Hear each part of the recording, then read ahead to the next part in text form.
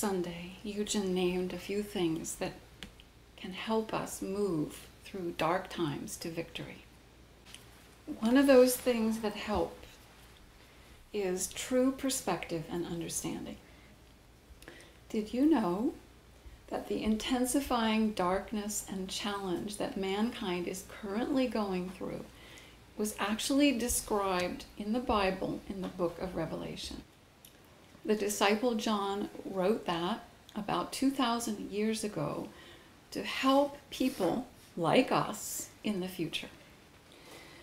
So I'm going to read from the 12th chapter a few verses. And there was war in heaven. Michael and his angels fought against the dragon. And the dragon fought and his angels, and prevailed not. Neither was their place found any more in heaven. And the great dragon was cast out, that old serpent, called the devil and Satan, which deceiveth the whole world. He was cast out into the earth, and his angels were cast out with him. So there are many symbols here, and the dragon here has actually the opposite meaning to the dragon in Asia. Eugen described the meaning of the dragon in Asia as a symbol of primordial life, the deeper archetype beneath the true warrior. But the dragon in Revelation is a symbol of Satan, the accuser, as the verse itself describes. We all know that accuser, blaming us and blaming other people. Heaven, in this case, relates to consciousness. So the war in heaven is the war in consciousness that each person and ultimately mankind must go through. We go through this war when we cast out the destructive forces from our consciousness. So I'm going to read 2 more verses so I don't leave you halfway through the victory. And I heard a loud voice saying in heaven, "Now is come salvation and strength and the kingdom of our God and the power of his Christ. For the accuser of our brethren is cast down, which accused them before our God day and night." So it's cast down, and then the next verse, "Therefore rejoice, ye heavens, and ye that dwell therein." So when you meet these destructive forces, you feel their strength. You feel your strength, right? Suddenly you realize, I did it. I overcame it. Sunmieo, victory. And naturally you rejoice. So this is describing moving through a great challenge to victory. The victory is the dragon is cast out of your heaven. But in the next line there is a very important warning. So this is from the 12th verse in the 12th chapter of Revelation. "Woe to the inhabitants of the earth and of the sea, for the devil is come down unto you, having great wrath, because he knoweth that he hath but a short time." So great wrath means very angry, because the dragon knows it's cornered and it has only a short time left. So it will fight to the death. So likewise, as we approach final victory, the dragon's roars intensify in our own lives and also in mankind. Koreans have seen this in recent years as those who have monopolized much of the wealth and power and advantage and used it in corrupt ways are being cornered. They know they have only a short time, so they fight even more fiercely. You can see this in the United States too. Donald Trump is drawing response from people whose consciousness is dominated by anger and hatred. We can see this around the world. Politicians and leaders becoming more like tyrants, mass persecutions, protesters for democracy imprisoned, rigging elections, etc.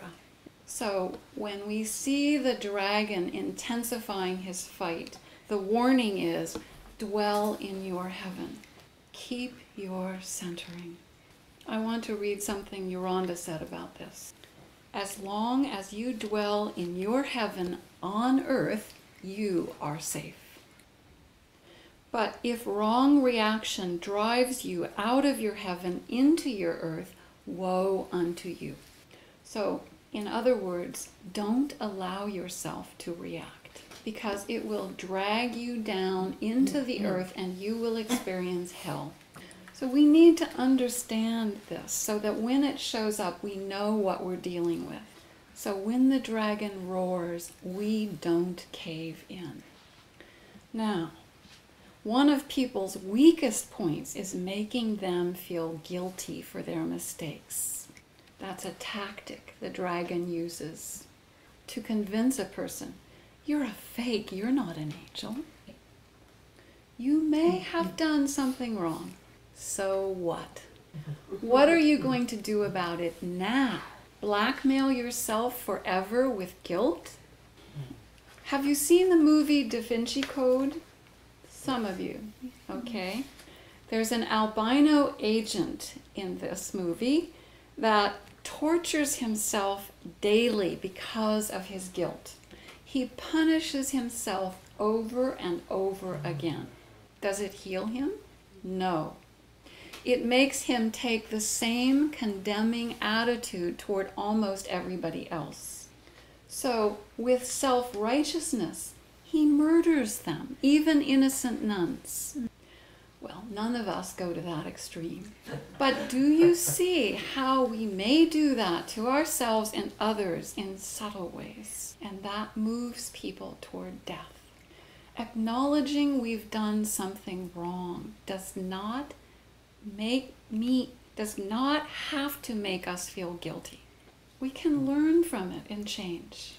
To do that, we must forgive ourselves, or we will not be able to forgive others and truly bless them.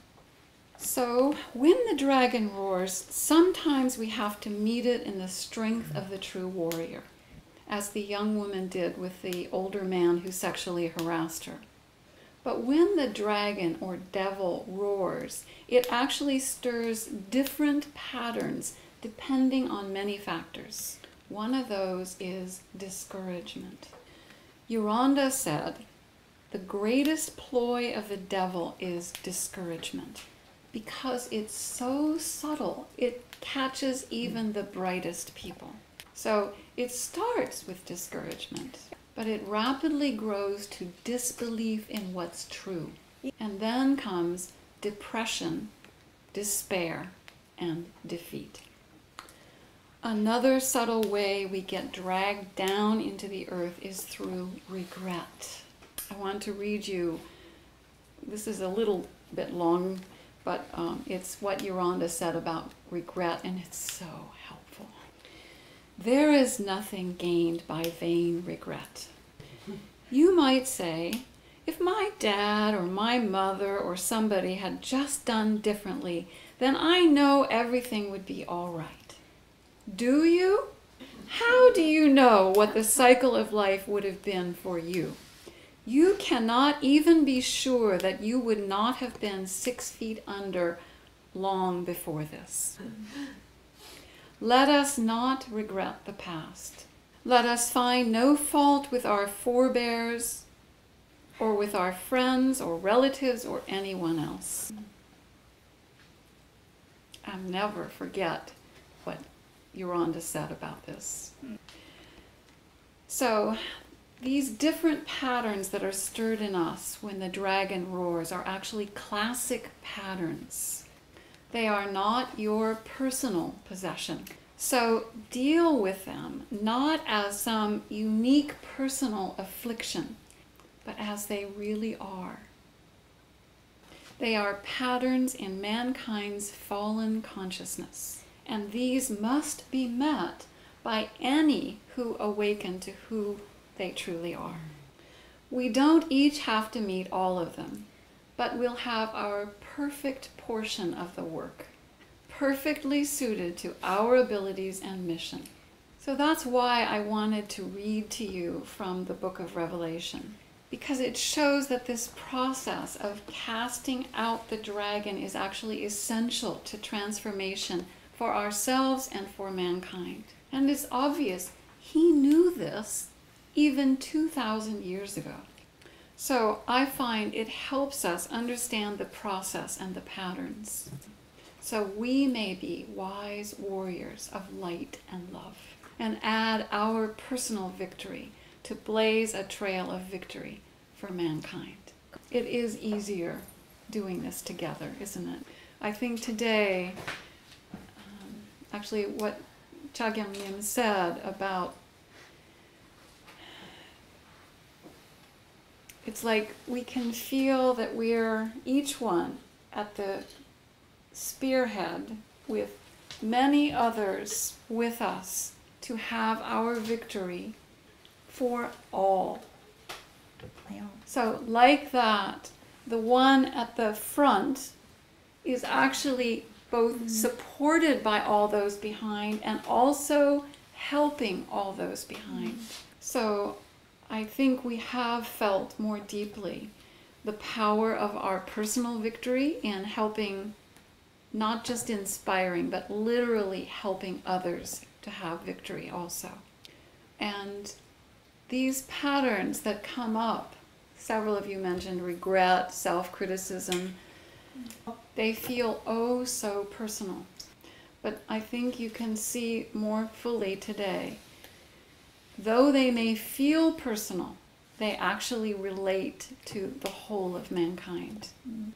And actually, it's part of the dragon or devil's ploy also to say, this is just about you, or it's just about them. So in sharing this reading from the book of Revelation, I hope you can sense these truly are classic patterns we must move through to transform ourselves and humanity. And there are practical ways we can actually help each other to have these victories. So let's do that. 감사합니다.